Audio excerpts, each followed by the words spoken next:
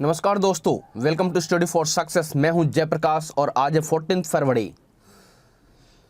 पिछले 2 दिनों में थोड़ी सी प्रॉब्लम रही, कल वीडियो अपलोड नहीं हो पाई। इसका कारण क्या था कि मेरी तबीयत कुछ सही नहीं थी, इसके लिए बहुत बहुत सॉरी। बट आगे से ऐसा नहीं होगा, आगे से आपको कंटिन्यू वीडियो मिलेगी। चलिए डिस्कस करते हैं आज के करंट अफेयर्स पे। कल 13 फरवरी था, तो आज की कोई खास डे नहीं रही, तो कल के बारे में कुछ बता रहा हूँ। 1739 में करनाल की लड़ाई, ईरानी शासक नादिर शाह की सेना ने भारत के मुगल सम्राट मोहम्मद शाह की सेना को हराया था। ये 13 फरवरी की हिस्टोरिकल डे है। लंदन में 1601 में ईस्ट इंडिया कंपनी की पहली यात्रा का नेतृत्व जॉन लैकास्टर ने किया, जबकि इटली के खगोल शास्त्री गैलीलियो को 1633 में रोम पहुंचने से पहले गिरफ्तार कर लिया गया था। आज के दिन ही राष्ट्रपति महात्मा गांधी ने 1948 में आज के दिन आमरण अनशन शुरू किया था तथा 1832 में प्रसिद्ध क्रांतिकारी बुद्धू भगत का निधन हो गया था। फर्स्ट क्वेश्चन को चलते हैं। भारत ने अफगानिस्तान में किस बांध के निर्माण के लिए 9 फरवरी 2021 को अफगानिस्तान के साथ एक समझौता ज्ञापन पर हस्ताक्षर हुआ? शहीदुल्ला बांध, भाखड़ा बांध, लालंदर शाहतूत बांध या इनमें कोई नहीं? तो इसका सही आंसर है लालंदर शाहतूत बांध। भारत और अफगानिस्तान ने 9 फरवरी 2021 को काबुल को पेयजल प्रदान करने के लिए शाहतूत बांध के निर्माण के लिए एक समझौता ज्ञापन पर हस्ताक्षर किए। इस बांध के निर्माण के लिए विदेश मंत्री एस जयशंकर और उसके अफगान समकक्ष हनीफ आतमार ने समझौता ज्ञापन पर हस्ताक्षर किए। इससे पहले जून 2016 में अफगान में सलमा बांध, मैत्री बांध के निर्माण पर भी हस्ताक्षर हुए थे। लालंदर शाहतूत बांध काबुल शहर के सुरक्षित पेयजल संबंधी जरूरतों को पूरा करेगा। नेक्स्ट क्वेश्चन है, ट्विटर के मेड इन इंडिया विकल्प का नाम क्या है जो हाल ही में खबरों में था? बहुत अच्छा क्वेश्चन है। कू, ट्वीट, ट्विंकल या इनमें कोई नहीं? तो इसका सही आंसर है कू। हम लोग भी इस ऐप को डाउनलोड कर सकते हैं, ये मेड इन इंडिया है और बहुत ही अच्छा ऐप है। केंद्रीय मंत्री और देश के सरकारी विभाग कू एप्लीकेशन पर खाते स्थापित कर रहे हैं। इसे ट्विटर के मेड इन इंडिया विकल्प के रूप में देखा जा रहा है। ऐप 2020 में सरकार के आत्मनिर्भर ऐप इनोवेशन चैलेंज के विजेताओं में से एक था। नेक्स्ट क्वेश्चन है, वर्ष 2020-21 की पहली छमाही में जूट और जूट से बने उत्पादों का पिछले वर्ष की तुलना में कितने प्रतिशत अधिक निर्यात में वृद्धि दर्ज की गई? 10.9%, 10.1%, 12.6% या इनमें कोई नहीं? तो इसका सही आंसर है 10.1%। भारत से 97 देशों ने जूट और जूट के बड़े प्रोडक्ट का आयात किया है। कितने देशों ने? 97 देशों ने। अमेरिका सभी देशों में सबसे ऊपर रहा और वहीं चीन जो है दूसरा स्थान पर बना रहा। मेट और चटाई की मांग में भी काफी वृद्धि की हो गई है। भारतीय इतिहास में पहली बार जूट निर्यात वर्तमान में सबसे उच्च स्तर पर है, जो कुल निर्यात जो है 5,43,393 टन की है रही। फरवरी 2021 को सड़क परिवहन एवं राजमार्ग मंत्रालय की रिपोर्ट के अनुसार विश्व में सड़क दुर्घटनाओं में सबसे ज्यादा मौत किस देश में होती है? भारत में, पाकिस्तान में, चीन में या इनमें कोई नहीं? तो इसका सही आंसर है भारत में। केंद्रीय सड़क परिवहन मंत्री नितिन गडकरी ने कहा कि देश में सड़क दुर्घटनाओं के चलते 415 लोगों की मौत होती है, जो दुनिया में सबसे अधिक है। केंद्रीय सड़क एवं राजमार्ग मंत्री ने कहा कि भारत को सड़क दुर्घटनाओं में चलते केवल घरेलू उत्पाद के 3.14% के बराबर नुकसान उठाना पड़ता है। भारत सरकार का लक्ष्य है कि 2025 तक दुर्घटना में होने वाले मौतों के 50% तक कमी की जाए। ये इंपॉर्टेंट है, याद रखिएगा। ये पूछा जा सकता है कि कब तक 50% तक कमी करने की लक्ष्य रखी गई है, तो 2025 तक की रखी गई है। भारत में गूगल मैप्स के साथ कौन प्रतिस्पर्धा करेगा?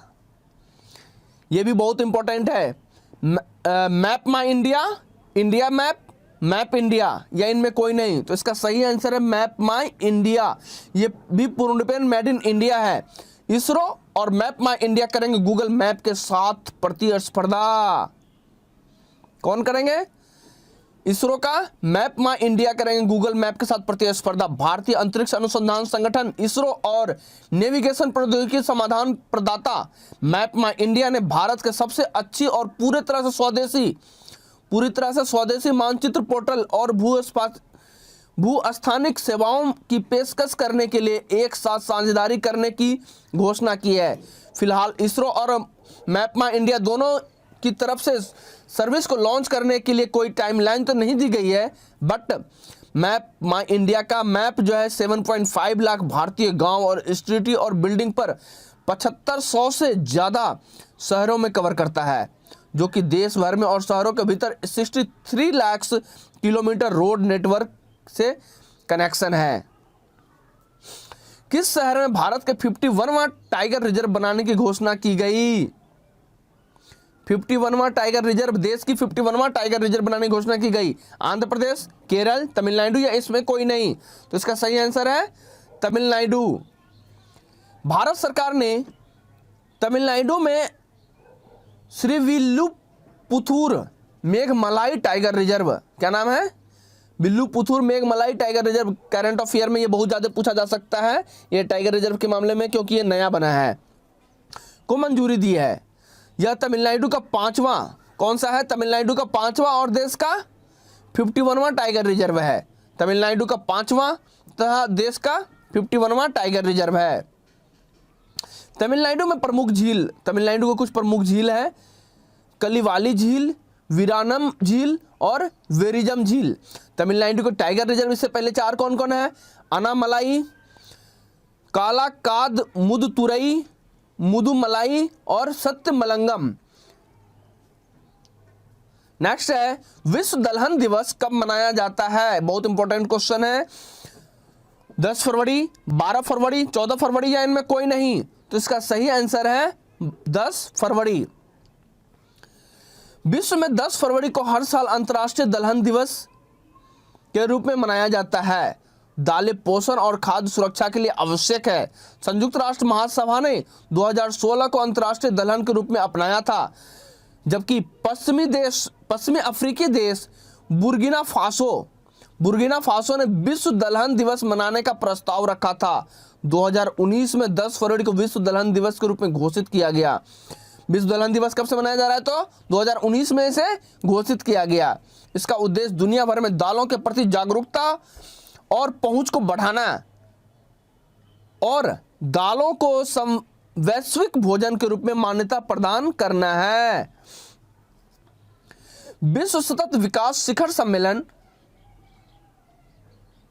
किस संस्था द्वारा आयोजित किया जाता है? विश्व सतत विकास शिखर सम्मेलन पर्यावरण, वन और जलवायु परिवर्तन मंत्रालय, नवीन एवं नवीकरणीय ऊर्जा मंत्रालय, ऊर्जा और संसाधन संस्थान या उपयुक्त सभी? तो इसका सही आंसर है ऊर्जा और संसाधन संस्थान। विश्व सतत विकास शिखर सम्मेलन the energy and the resources institute का एक प्रमुख इवेंट है। पर्यावरण, वन और जलवायु परिवर्तन मंत्रालय, नवीन और नवीकरणीय ऊर्जा मंत्रालय और पृथ्वी विज्ञान मंत्रालय इस शिखर सम्मेलन के प्रमुख भागीदार है। टेरी नई दिल्ली में वेस्ट एक गैर लाभकारी अनुसंधान संस्थान है।